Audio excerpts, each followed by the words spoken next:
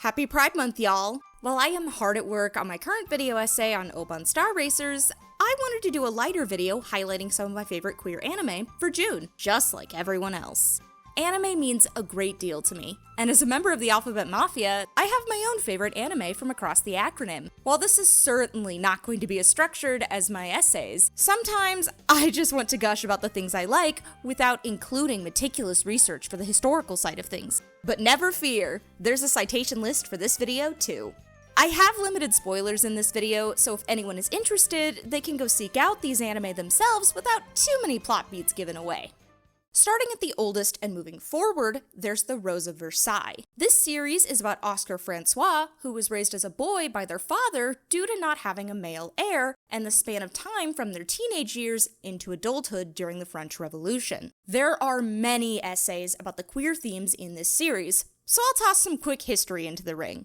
The Rose of Versailles rewrote the manual of shoujo as we know it today. Being hugely influential, it impacted anime in ways too many to list. Written by Ryoko Ikeda, she is part of a group of female mangakas called the Year 24 group. Before their contributions to shoujo, much shoujo was aimed at younger girls and often did not include input from the target demographic the authors were aiming for. This group brought a complexity that wasn't there in much early shoujo. These mangakas covered things like war, gender identity, sex, and death. Ikeda's work, The Rose of Versailles, was actually one of the first shoujo to force publishers to look at shoujo more seriously, and not just as a stepping stone for male creators heading into shonen publications. Versailles also inspired such acclaimed works as Revolutionary Girl Utena and Berserk, and has become a staple of must-watch shoujo despite airing in the 1970s. Oscar's gender identity is a hugely discussed aspect of the story. As a girl raised as a boy, who takes on the full role of a man in 18th century France, the show handles dysphoria as well as social expectations and gender roles. There's an entire arc where Oscar leaves the French Royal Guard and instead becomes a regular infantry commander so they can feel more like a man. Oscar's relationship with their love interest, Andre, is also very complex. Andre takes on the role many women do in typical heteronormative romances, and how the show portrays the culmination of their love for one another is a full rejection of patriarchal norms. You'll have to see the show to understand what exactly I'm talking about. I also love how the show explores femininity and depicts how dysphoria can present in different ways. Oscar is AFAB, and there's an incredible episode where Oscar embraces traditional femininity to find happiness as a woman. But that experience doesn't change Oscar's presentation at all. It's the meticulous way it portrays the social fulfillment of the role assigned to women and girls, and how someone can both enjoy that and yet still choose a different gender presentation that makes the show so special to me. Now, I do want to mention the discourse around Oscar's gender identity. The Rose of Versailles is massively important to not just shoujo, but also as a feminist work that is impactful to many people. So while I see it that Oscar is at least genderqueer, if not transgender, I want to acknowledge the complex identity that those who grew up with Oscar's story have in regards to Oscar being a strong female character. The Rose of Versailles broke a ton of barriers in its day, and to deny that would be to deny history. Following up with this, I do not know what the author's intent was in depicting Oscar Francois. Ikeda has been fairly private with her personal views, and most public appearances I have read on at least, she stays fairly professional, not letting on about her thoughts. Often, for shows like this, I look at the depiction itself rather than what the author has said. Stop Hibari-kun is another such work I treat in this way. But Ikeda has also written another manga called Claudine, with an explicitly trans male character, which is worth looking into. For those curious, I do suggest watching the original 1979 series before jumping to the 2025 movie. The movie is a little under 2 hours long with credits, and adapts only part of what the original series did in 40 episodes. It's beautiful, but very rushed, and explains very little of the story's content. In the same vein as Versailles, there is also another anime adaptation of a Year 24 group member, Mato Hagio. Similar to Ikeda, her work, The Po Clan, was another early shoujo manga that made critics take a harder look at shoujo. But it's not the Po Clan that I want to draw eyes on, but rather the anime adaptation of They Were 11. They Were 11 is a 1986 film adapting Hagio's 1975 manga. It is about a man named Tada who is taking his final exam to be part of an elite space force. The exam entails he and 9 other people to survive on a ship stranded in orbit, but when the test group arrives, there are 11 participants, not 10. This film is very much a survival thriller with elements of horror. Among the many things that make it noteworthy is that it contains one of the first depictions of an intersex character in anime. Frol is from a race of people where everyone is born with nondescript breast tissue and are neither male or female, and their actions in early adulthood determine if they get to become men or have to become women. I word it that way because on Frol's planet, the gender binary is heavily enforced, with men getting to have multiple wives and job opportunities, while women are forced to become unappreciated housewives and are lost in the background. Frol's representation is not perfect. They are forcibly outed as intersex to the rest of the crew, and Frol does have a permanent choice of sex by the end of the film. And as this story was originally written in the 70s and the anime adapted in the 80s, the term they use for Frol is hermaphrodite, which for those who don't know is an outdated and offensive term. I do want to contextualize this word choice. While the word intersex was coined in the early 1900s, it was not in wide use outside of medical circles until the 1990s. At one point, not only was this the commonly used word to describe people who were intersex, it was also official legal and medical terminology. Go back far enough in historical records, and it's one of those words you will be flashbanged by. Add in intercultural language differences, and this is very much a perfect example of being a literal product of its time. So please keep that in mind if you decide to watch it. It is not perfect representation, but I do find it incredible to see something so forward-thinking like this in the 70s and 80s. After Frol explains their situation, everyone refers to Frol by their chosen identity and respects them as an equal member of the crew. There's this idea that we of today have refined our views and are not so close-minded or uneducated as people in the past, or that people just did not consider these topics or themes. But this movie is proof that they did. Similar to Dirty Pair's pro-trans scene, such explicitly queer topics like this are amazing to see, especially now, almost 40 years later. The movie can be a bit difficult to track down, but the manga recently had a re-release in English by Denpa Publishing. The manga has more content than the original, as things had to be cut for time, so not only is there more than one way to access the story, there's more story out there in general. But taking a dive into the absolutely obscure, I have to rave about the single-episode English fan-subbed, German-dubbed of all things, OVA called Seikimatsu Darling. I'm going to be a bit brief on this one. Because it's so short, I could accidentally spoil literally everything. Seikimatsu Darling is an OVA released in 1996. It's about two men who realize they have feelings for one another, and after confessing these feelings, they go on vacation together and hijinks ensue. What I adore about Seikimatsu Darling is what the conflict is.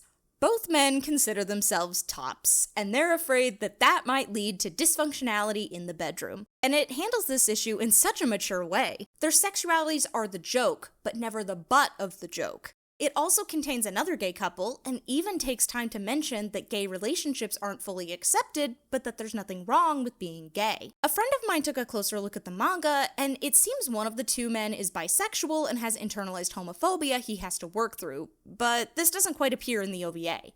It's so unfortunately short for what it is. It's not often we get adult-centric gay anime that tackles very realistic issues like this without feeling mean-spirited. If you have a chance, this OVA will only take a short bit of your day to complete. Now, going from the obscure to the quintessential June anime that takes over my feed every single year, I'm gonna talk about Revolutionary Girl Utena. Utena is a foundational queer anime that is highly regarded to this day, and for good reason. It is about a girl named Utena. When she was young, her parents died, and a prince came to comfort her. She is so inspired by him that she is determined to become a prince herself. She seeks him out by attending an elite academy that bears the same crest on the ring he gave her. There, she gets entangled in duels to win the hand of the Rose Bride. And for newer fans who have watched Witch from Mercury but not Utena, yes, that's where Mercury gets its inspiration. Utena has many video essays worth of analysis out there. It is an essential shoujo work featuring a main character that some people, like myself, consider to be genderqueer. It's an avant-garde masterpiece that examines relationships of almost every kind and how toxic they can become, and has some of the best handling of sexual assault I've seen in anime. I ultimately find Utena to be a story about how no matter what you do, you cannot save everyone, and you cannot save someone who is not yet ready to be saved. As an avant-garde work, its literal story and thematic story happening simultaneously really allows it to explore these themes. Like, no, they're not literally in a huge dueling arena at the top of a tower with an upside-down castle above them. But yes, These fights for Anthe's autonomy and Utena's search for the truth are very much real. Anthe's caged greenhouse is real, and so is her existence as a prisoner to abusive people. One day, I'll probably make a video essay of my own, but for now, I'll have to settle on this. Utena is an incredible queer work with probably something in it for just about everyone. And now we finally crest into the 2000s. The piece of queer media that made a huge impact on me personally was Kino's Journey. Kino's Journey is about a traveler named Kino who travels from country to country, you know, like a traveler, examining the culture of the people who live there, but deliberately only stays for 3 days in each before moving on. I grew up in a rural area and did not learn words such as non-binary or genderqueer until I was in my 20s. But despite this, I felt my own identity was a little off. When I watched Kino's Journey, and more specifically the bonus movie called Life Goes On, I felt seen in a way I had never experienced before. For those not in the know, Kino uses gender-neutral to masculine pronouns for themselves in Japanese, and also allows people to use whatever titles they think Kino should go by. Kino is also their chosen name, not their name assigned at birth.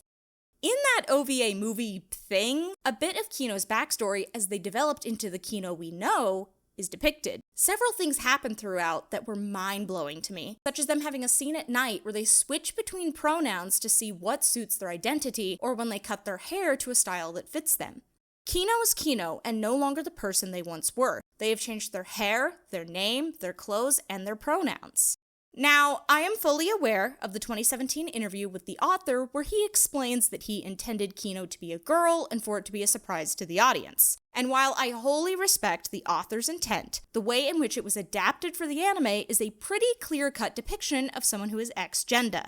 X-Jendā is a Japanese term for someone whose gender presentation or identity is different from their birth state, among other things. The closest approximation in English would be genderqueer or non-binary. However, X-Jendā has its own cultural intricacies that are unique to the queer cultures of Japan, so I don't want to simply summarize Kino's character as non-binary either. If you're interested to learn more about these intricacies, I highly recommend reading An Introduction to X-Jendā, Examining a New Gender Identity in Japan by S.P.F. While the 2017 version of Kino's Journey has its own charm, I find that the themes of gender and the overall vibe of the story are stronger in the 2003 version, so that's the one I personally recommend someone pick up. Jumping from 2003 to 2016, we have a fitting entry for the final anime on my list for Pride, Izetta the Last Witch. This is a war drama about a witch named Izetta who is trying to help her dear friend, Duchess Fine, protect a small alpine country during alternative fantasy World War II. Does Izetta have a pretty mid score on my anime list? Yes. Is the script kind of weak? Also yes. But you know what? The gays deserve to have their mid-tier action fantasy too. I am always a huge fan of when there are stories where the characters being LGBT+ are not the central focus of the story, but rather a strong subplot. I would most compare it to the feeling of normalization, that LGBT+ existence is so accepted as the norm, a story doesn't need to be centered on it for those themes or characters to exist. We obviously need stories where gayness and queerness are the center, and especially in this current political climate, the more explicitly queer, the better. But having it there as an ordinary part of the background is amazing. I truly hope I get to see a world where queer and gay characters aren't noteworthy because they're such a part of everyday life. Izetta is a powerful witch, the last of her kind, and she participates in warfare directly with some unique fight scenes intermixed with the conniving of war and my favorite villain line in like any anime ever. I haven't felt this satisfied since I banished those old senators to a concentration camp when they disagreed with me. Now, I'm about to say a spoiler regarding the fates of some characters, so skip ahead to the timestamp on screen if you don't want to be spoiled. Izetta's relationship with Fine feels real. I absolutely believe that these two truly love and care for one another, and Izetta's willingness to risk everything, including the breaking of the oath of witches, is very realistic, if a bit campy. While Izetta, the witch who can take a plane down, is the more central focus of the show, Fine is no pushover either. She is intelligent, and it is her wit and decision-making that helps win the war. And most impressive of all, there is no bury your gays as a trope in this anime. The two survive to the end and get to be together. I truly found the show to be incredibly fun, heartwarming, upsetting, had a great twist villain, and a leading pair of ladies you can root for. It's the perfect length for a binge at just 12 episodes, and is a great choice to watch for Pride. Now, there is a lot of queer media out there, and Japan is far from the exception to that fact. So, the entries I have spoken about are only a snapshot of the many amazing LGBT+ anime and stories available, which is why I wanted to highlight a few other notable shows I just didn't discuss at length today that I also think you should check out.